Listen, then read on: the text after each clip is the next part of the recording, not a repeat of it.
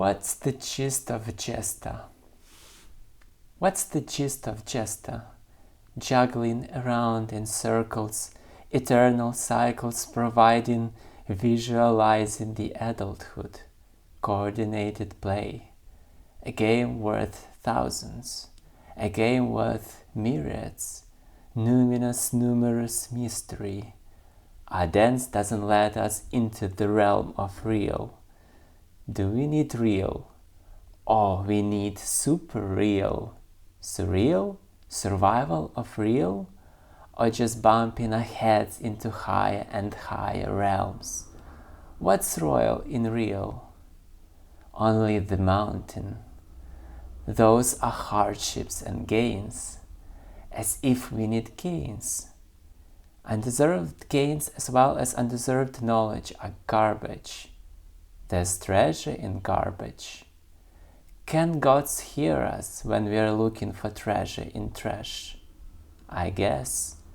In case we are not taking treasure for trash and trash for a treasure. But the smell that attracts only vultures. We were vultures ourselves, sometimes still are, when we are seeking how to desecrate the holy body of a fallen hero or heroine in question. In mountain where we leave only holy on top of a garbage. Or is it a garbage? Or it's a treasure on top of a treasure? And there's the ultimate holy treasure on top. Holy leisure leads to treasure. There are measures to treasure. There's a dragon near the top, which is scary. But dragons are pet. Dragons are friend. When approach her slowly. There's an entrance on top of the volcano. My treasure has fallen inside. I need my dragon to get it, not to fall down, not to be consumed by the trash. There's the holy thing at the very bottom, bottomless void, near the polluted river source. My river's polluted. It is filled with excrement. I need to get to the source. Water's still clean there. 'Cause this source is out of this world and out of that world. That's underground perception of truth. When you are all muddy, you see the truth clearer than space. My treasure is treasure for all. I neglected it, but I can still share. I can disperse it around. That's the gist of a jester. I'm the jester who can fly, who can share. We all share when we die. We die in sharing. We die in sparing with ourselves and the world.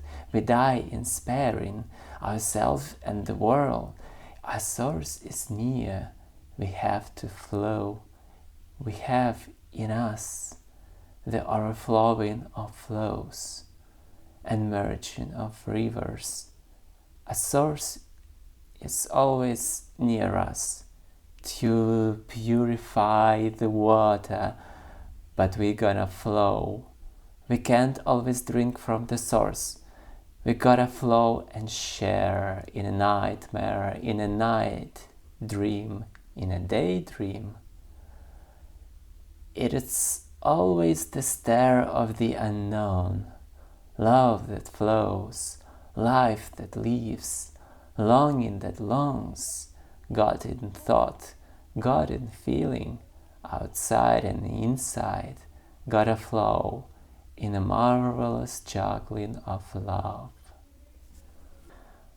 This poem gave name to my channel.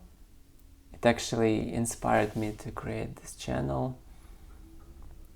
I wrote it about half a year ago, and I don't know why, but for me, the archetype of trickster seems very close because this is about the connection. It is about the connection between the sacred and profane, between different worlds, and I feel that this is what my poem shows.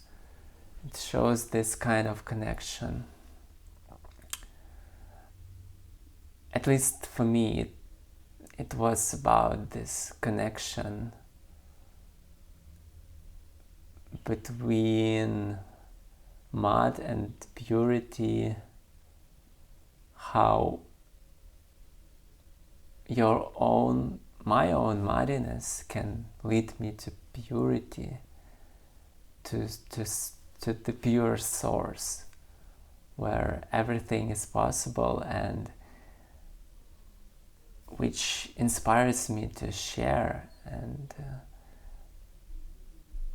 this channel for me is about sharing ideas, sharing thoughts, sharing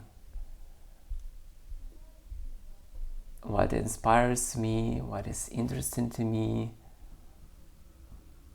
what might help other people.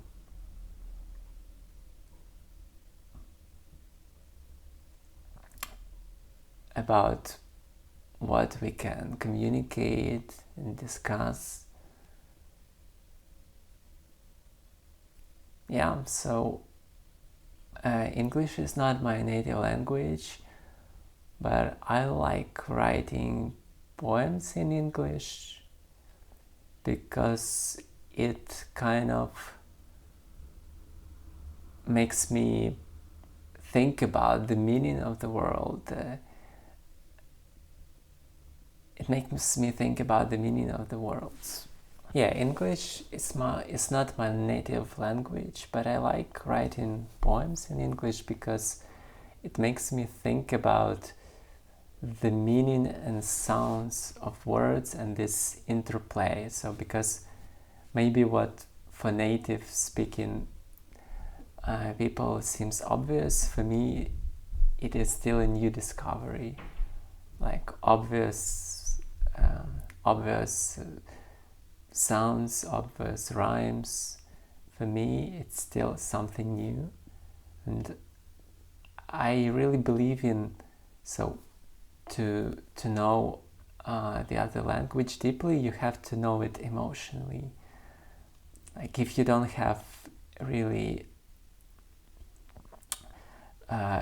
your language connected to your emotions, to your feelings, it doesn't work that way. I remember I read somewhere or heard somewhere that when we speak our native language, I think our right part of our brain is more involved, more irrational part of the brain, emotional part of the brain, and when we speak foreign language, right part of our brain is more involved, like rational part of our brain. So I guess to make foreign language sounds more naturally, we need to make this connection, to make this emotional connection.